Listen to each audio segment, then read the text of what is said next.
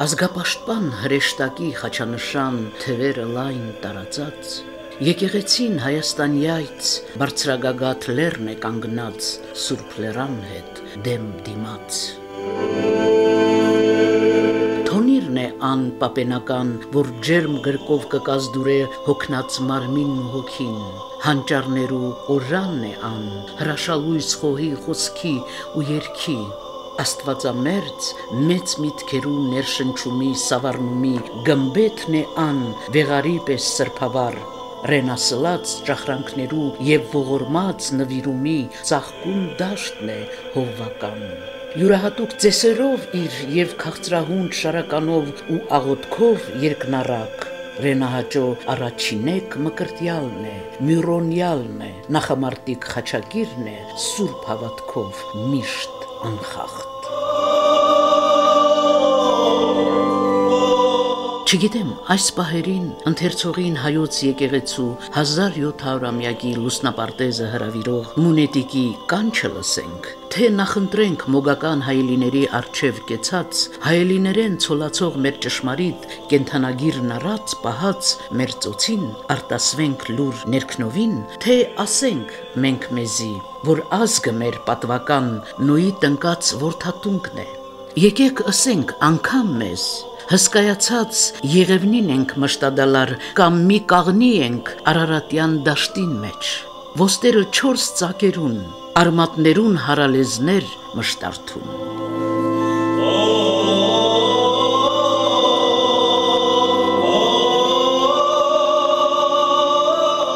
Եկեք ասենք, որ մեզ այսօր իր խոսք ու գրի աշխարհը տանողը 85-ամյա Զարե Խրախունին է։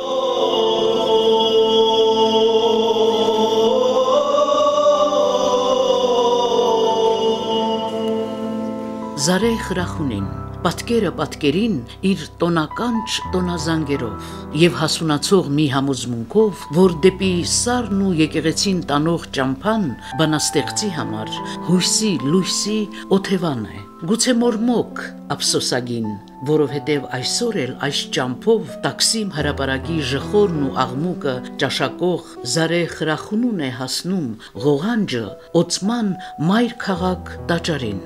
եւ բանաստեղծը ավերված քաղաքի եւ նրա 1001 տաճարներին աղոթողն է ու Տերը, որ ամեն Աստծո օր ճերմակ թղթի առջև կանգնում է զարկը սրտին տարապահար կարոտած։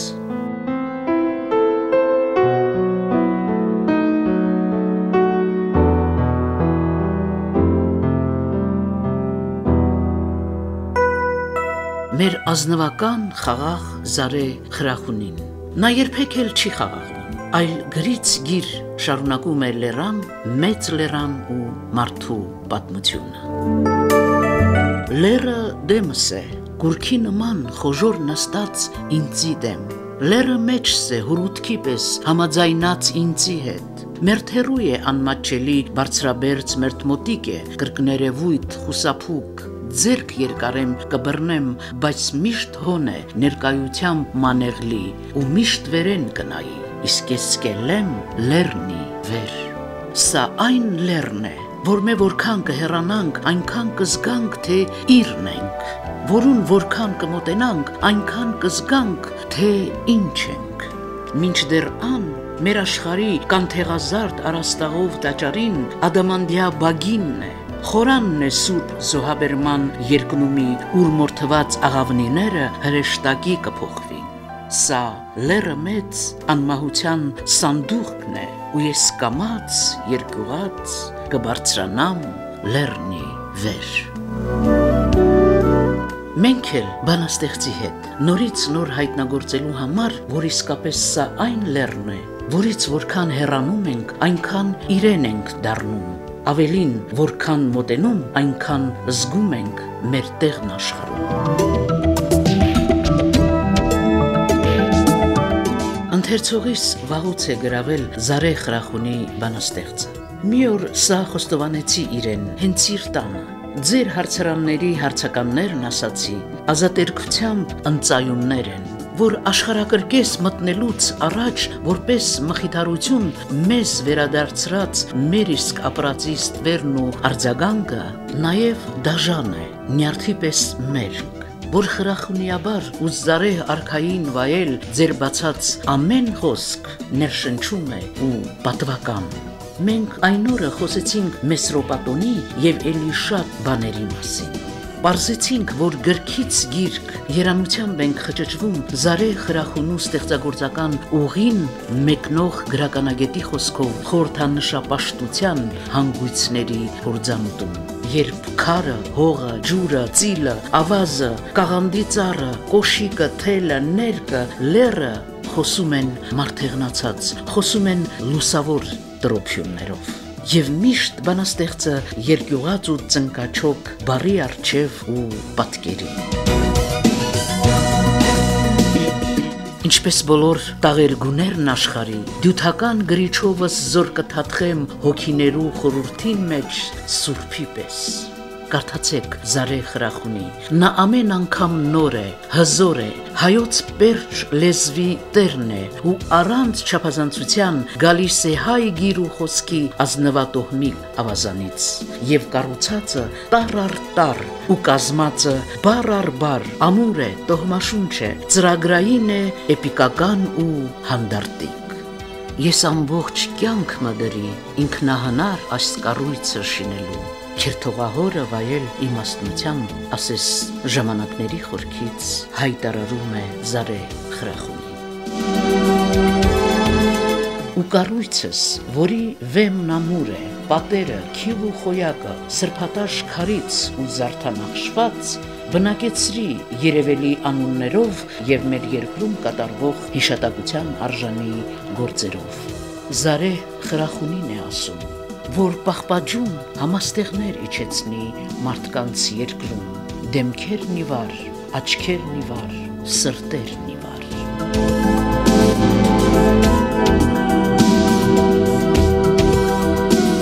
Մի կառույց, որը իրավացիորեն հայ գրականագիտական միտքը համարում է մայր գծի շարունակություն։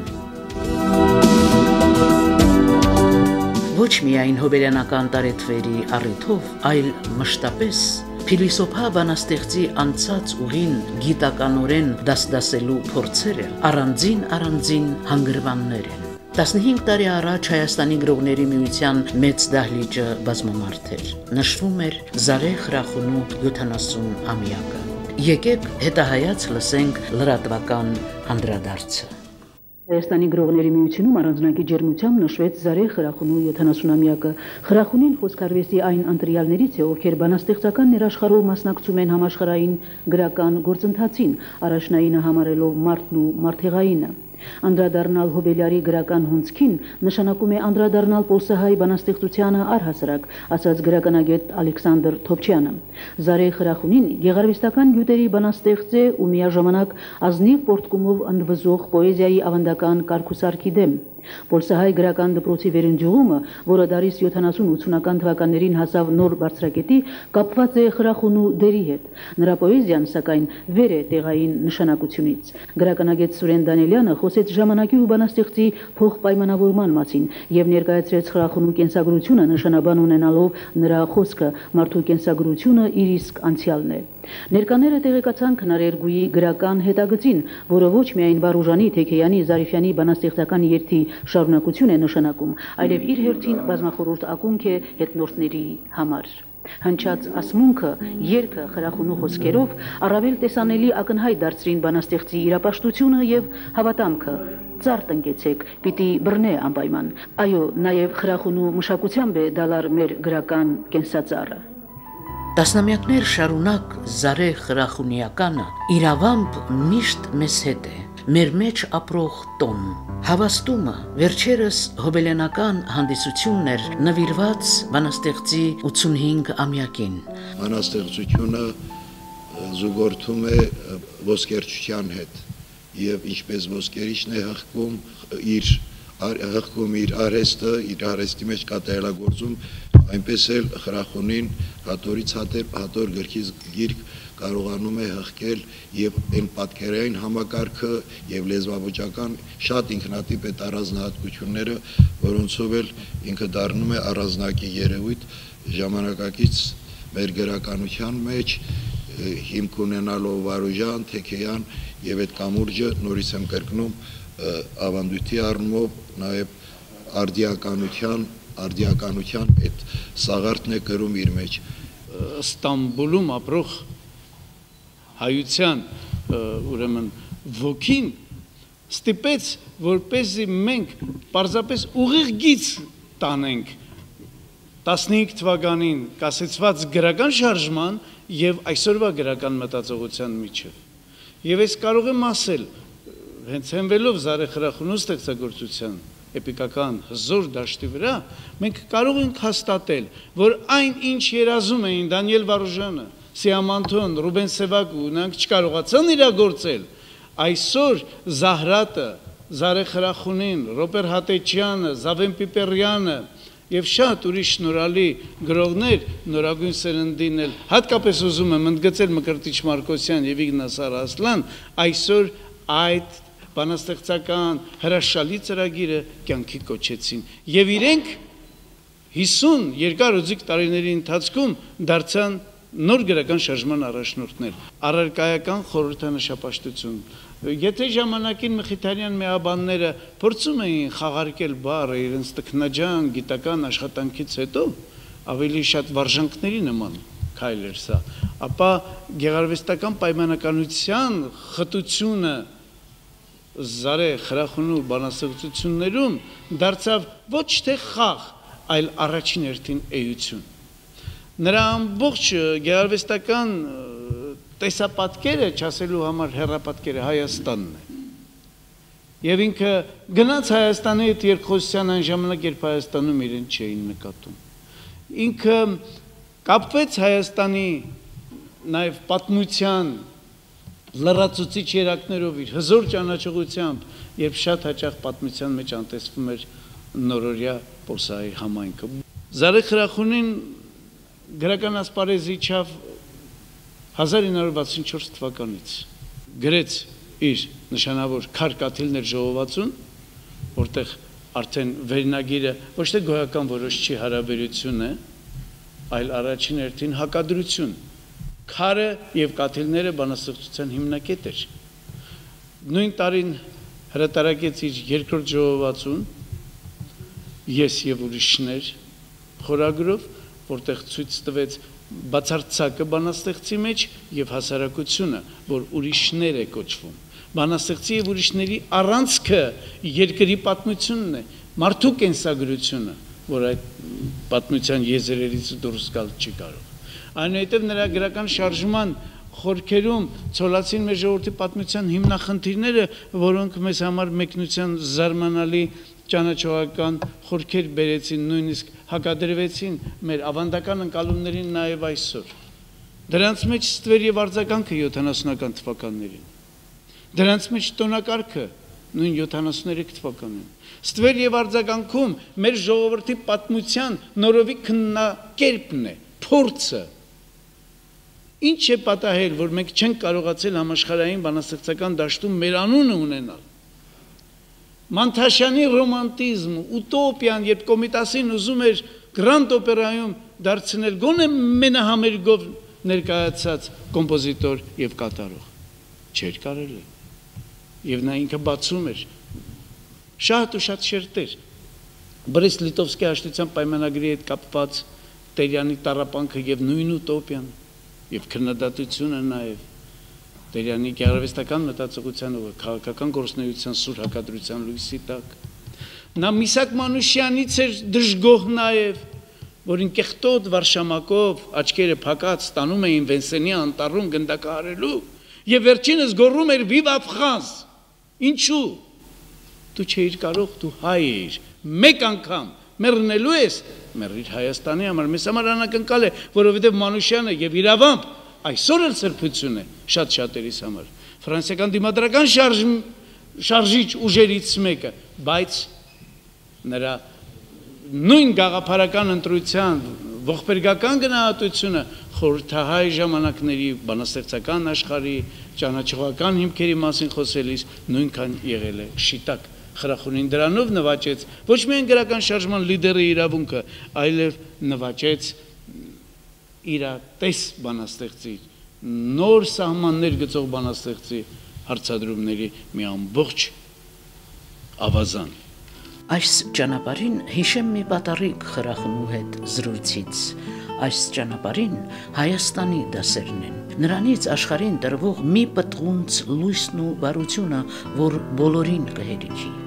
Սակայն եթե դաժան են աշխարհի տիրակալները, ապա դրա մեղքը մեծավ մասամբ մերն է, հայինը։ Զինա 10 անգամ խաչ է հանված օտարեն, բայց եւ այնպես դաս չէ առած։ Զարե Խրախունին բանաստեղծ է, մեկնող ու տարեգիր։ Նա չի անտեսում եւ օտարի բնաբուխ սերը, ստվեր եւ արձագանքից օրինակ բերելով Նապոլեոնի հրամանը։ Հանուն քաջարի արմենների Սուրբ Ղազարի անուն ցվանքը թող դուրս ձգե բոլոր վանքերը ջնջող հրամանագրես։ Նա ինքը բերեց լեռնիվերը, բերեց հոգեանգիստը, ինչ ասեմ, ձեռնոց նետեց մարտահրավեր Հովհաննես Թումանյանի ստեղծագործական աշխարհին։ Հոգեանգիստ բոլորանից, որ թուրն ինք աշխատել։ Ապաշխարան ու քավություն անհամեմատ մեզ մե հզոր, մեզ մե հարուստ, այլ բարտական վատերուն։ Ախոտ կարծունք, աշխարհում եք ծրված, լքված, անթիվ լացի բադերում, ներում շնոր, դգիտության, ամփորձության,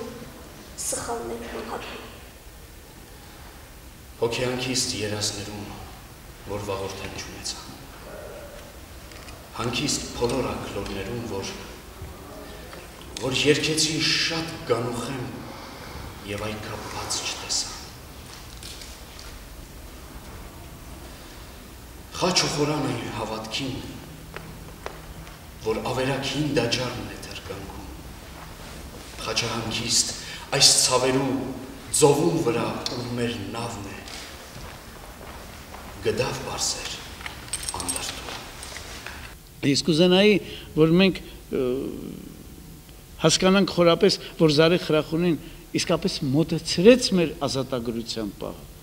Այս ծառը սուրբ բանաստեղծությունը, ազատելգություն ժողովածուն 93 թվականին լույս տեսած ցույց տվեցին, որ Զարե Խրախունին բերեց իր ջղուտ մասնակցությունը մեր երկրի ազատագրման գործին, ապացուցեց, որ մանանա չէր, որ իջավ երկնքից այդ անկախությունը, այլ մեր բոլորիս ջանքն էր, եւ ինքը իրեն բախտավոր բանաստեղծ էր համարում։ Եվ խոստանում էր, որ հետո Վարուժանին, Ռուբեն Սևակին, Սիամանթոյին եւ շատերին կներկայանա ասելու համար այդ ճշմարտությունը։ Նա մեծ երկխոսություն է բերել նաեւ մեր մշակութային դաշտում։ Բոլոր մեր գրողներն են տողանցում։ Մշակութային Հայաստանի խորհուրդը, որը բեկվել է եւ Տերյանի պոեզիայում, եւ ներկայացել Շահան Շահնուրի ստեղծագործության մեջ Մուշեղ Իշխան, Վահան Թեքեյան, Ավետիք Իսահակյան, մի քիչ ավելի վաղ եթե գնանք, այսօր Զարե Խրախունու բանաստեղծական աշխարհում նորովի երգ է, ճանաչողության նոր աղբյուրներով սնուցված ու հագեցված։ Սիրելի բարեկամներ, հանգրվանային ժողովածու է տոնականչը։ Ամեն մի գրող հասկանում է, որ ինչ որ միտեղ կա նաև վերջ։ 85-ամյա բանաստեղծը ցանկանում է Հայաստանին ներկայանալ, որքան հնարավոր է ամբողջական գրքերով։ Այդպես վարվեց նաև Զահրատը, կյանքի վերջին տարիներին հրաշալի երկաթորյակը հաստլիկ հրատարակեց Ստամբուլում, բայց Խրախունու մեկնակետը իր Հայաստանն է, հայրենի իր ընթերցողները, որոնք միշտ տոգորում են նրան նամակներով, գեղարվեստական նաև արձագանքներով շատ ու շատ։ Եվ այս առումով ես պիտի ասեմ, որ բանաստեղծությունը տոն համարող իր էական տարժերը բանաստեղծության մեջ, կյանքի խորհուրդը, ճանաչողությունը, նպատակները ամբողջացրած գրողը այսօր յուրաքանչյուրիս հետ փոխկանչի մեջ է։ Այս փոխկանչի արտահայտություններից մեկն էլ այսօրվա հավաքն է։ Խրախունին գրական իր հսկայական վաստակով գրականագետ Սուրեն Դանիելյանի որոնողական կիզակետում է շուրջ 40 տարի։ Այս դեպքում կարծում եմ գործ ունենք արդեն գեղագիտական հիացական թռիչքներ իրականացնողի եւ աննինջ ու անդադրում մի ալեկալի զուգանավագի հետ, որոնց ձայնակցողները հաստատապես արժևորված ու նվիրյալ գրողներ են Իգնաս Արասլան, Վարդ Չիկահեր, Ռոբեր Հատեճյան, Ավաղ Երջանկահիշատակ Զահրատ, Մկրտիչ Մարկոսյան։ Խրախունու Երևանյան տոնականչը Սուրեն Դանիելյանը ներկայացնում է 73 թվականին Ստամբուլում հրատարակած տոնականչ, 2007 թվականին հրատարակված Հայաստան ժողովածուներից քաղաց եւ մինչեւ 2009-2010 թվականները ստեղծած նոր քերթվածների համադրությամբ։ Գրականագետը ոչ միայն ներկայացնում, այլև գծագրում ու բացահայտում է բանաստեղծի գաղափարաիմացական, փիլիսոփայական, գեղագիտական մետամորֆոզները, որոնց զուգորդումներում ժամանակն ու պատմությունը, տարածությունն ու հոգևորն իրենց խորքային չափորոշիչներով գերակայում են հուզականությանն ու սոսկական տոնի ձևազեղումներին։ Զարե Խրախունու դիմանկարը թերևս ամբողջական չի լինի, որտեղ ինչպես նշում ես առաջաբանում, նա դեռ ակտիվորեն շարունակում է իր ստեղծագործական process-ը եւ մեր կողմից շատ ցանկալի կլներ իհարկե եթե ինքը այստեղ լիներ, մաղթենք նրան հաջողություն եւ որպեսզի շարունակությունը ինչքան հնարավոր է երկար լինի, որտեղ ինձ համար կոնկրետ իմ սերնդագիցների համար եւ հայ ընթերցողի համար օրինակ շատ ծանր կորուստ էր Զահրադի մահը, որը շատ սիրելի, շատ ճանաչված բանաստեղծ էր Հայաստանում եւ շատերը չգիտեին էլ որ նա Հայաստանում չի ապրում։ Ինձանից գրքեր էին խնդրում եւ նույնիսկ ոմանք էլ խնդրում էին որպեսզի ես ծանոթացնեմ Զահրադի եւ Խրախունու հետ, կարծելով թե նրանք Հայաստանում են, Հայաստանի եւ դա կարելի ասել շնորհիվ Սուրեն Դանիելյանի, որ այնքան ակտիվորեն էր նրանց ներկայացնում, այնպիսի շատ սահուն նրանք մտան հայ գրականության մեր արևելահայ գրականության մեջ, նույնիսկ շատ աբացուցում էին տեսություն այդ մասին, որ արևելահայ եւ արևմտահայ գրականությունների եւ ոչ լեզվի ոչմանի մեջ տարբերություններ չկան եւ այնքան սահուն մտան, որ դարձան նույնիսկ մեր փոքրիկ այս տարածքի բնակիչ։ Կարելի է ասել, որ մեր սերնդի վերջին 60-ականների սերնդի կայացման գործում չափազանց կարևոր նշանակություն ուներ Ստամբուլի հայ դպրոցը գրական, որովհետեւ նրանք թե Խրախունին, թե Զահրադը, թե Իգնաս Արասլանը, գրեթե միաժամանակ Սևագի հետ միասին թե արևելահայ, թե արևմտահայ թևում սկսեցին այն նորացման շարժումը, որը այսօր արդեն դարձել է դասական։ Ով Ստամբուլ չի եղել, խորապես չի զգա այս երկու մեծ բանաստեղծներին, որտեղ նրանք նախ լեզվի վարպետներ են։ Նրանց համար, դուք արդեն դա գիտեք, Սուրենը միշտ ասում է, դրանց համար լեզուն դառնում է երկրորդ հայրենիք։ Ես եղա տեսա Խրախունուն, Զահրադին տեսնել հնարավոր չէր։ Պոեզիայի փառատոն էր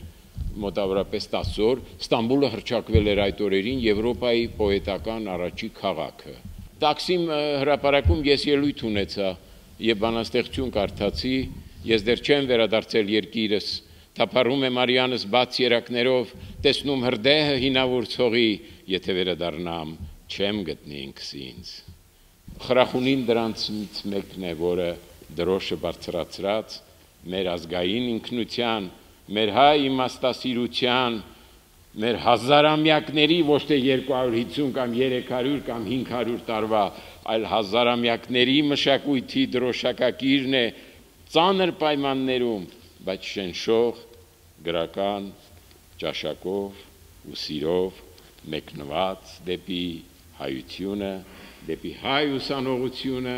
որը պետք է շատ կարդա, սիրի այն գրողներին, որոնք առաջնորդում են մեզ դեպի մեր վերջնական նպատակ։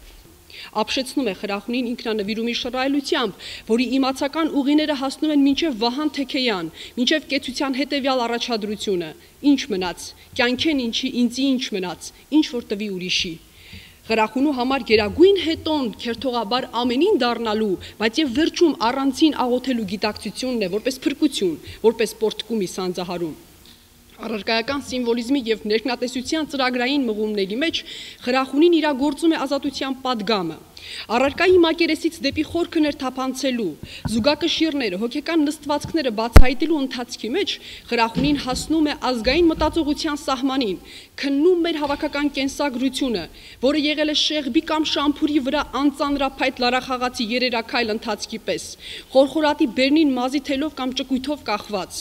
Ու անկախ այն բանից, թե բարակ շեղբի բերանին ինչ ենք խաղացել, ճարտարախաղ, աճպարարություն, թե ձեռնացություն, միևնույն է, ձգտել ենք պահպանել մեր նկարագրի կենսունակությունը, որպես նույն հավաքական կենսագրության շարունակություն, անշեղ ընթացք։ Խրախունու սիմվոլները առօրյայի մեջ են, ձուլված են ամեն օրին, բայց ոչ մի անգամ չեն դառնում կենցաղային։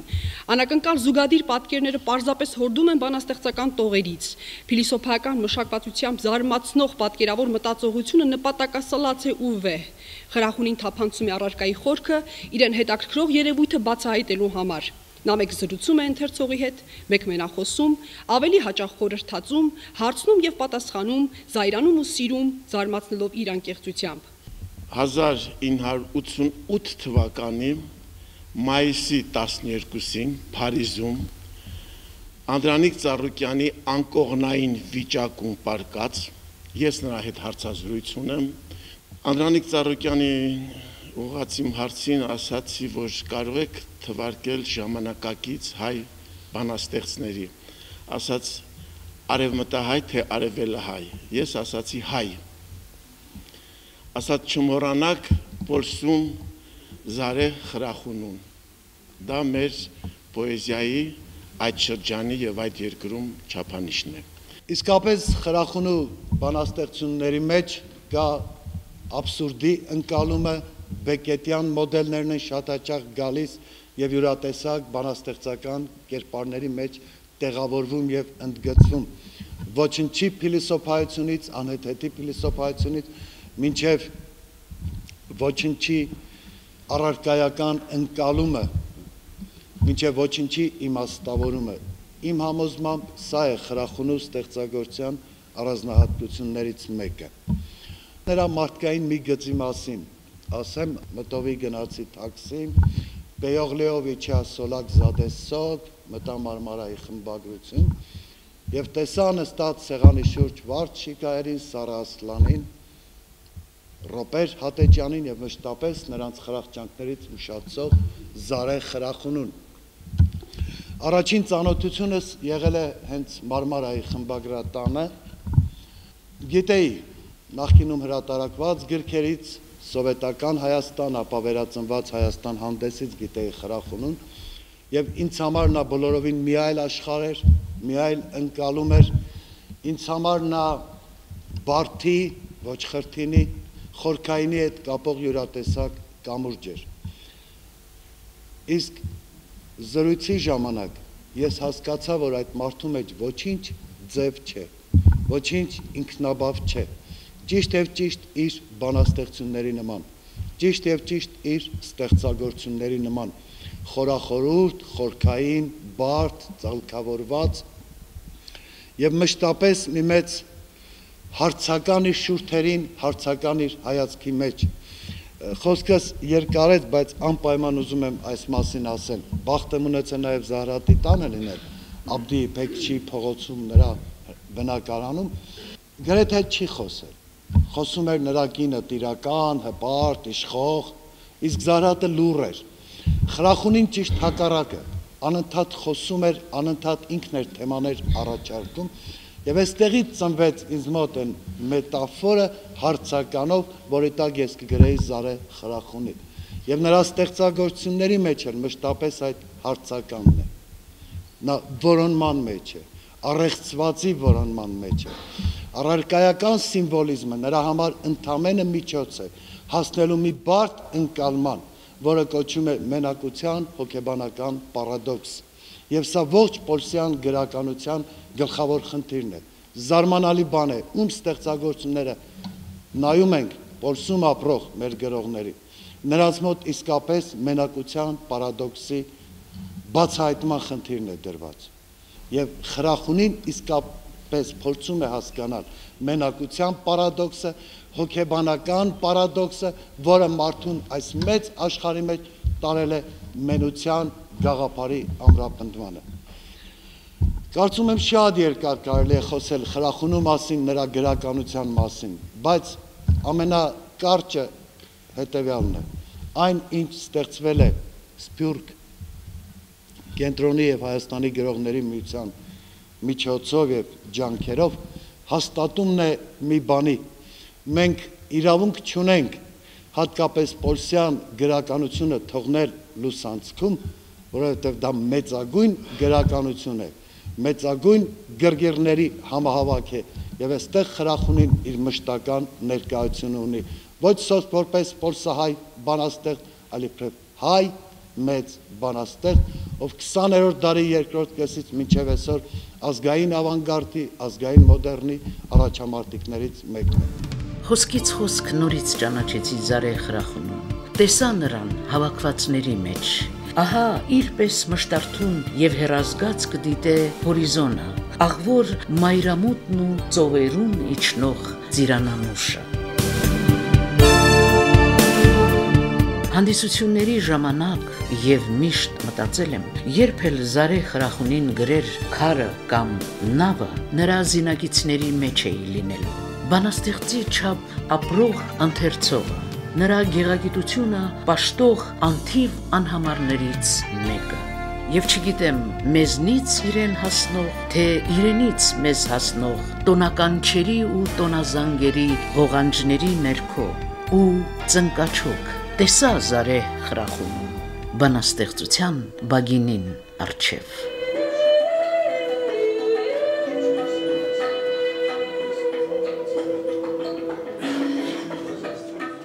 Նավ մկանցնի մոտիկեն, այսքան նավ կա աշխարի մեջ, հասակ շոքենավ, ծփուն քաղաք շարժուն լեր, ճամփորդատար, բեռնատար, ու դեր այնքան զբոսանավ մեծ պստիկ, համեստ մակույկ թիավար կամ սպիտակ առագաստ, ամպի ծվեն ալիքներու դարպասող, երազիթև հեռուներու տարփավոր,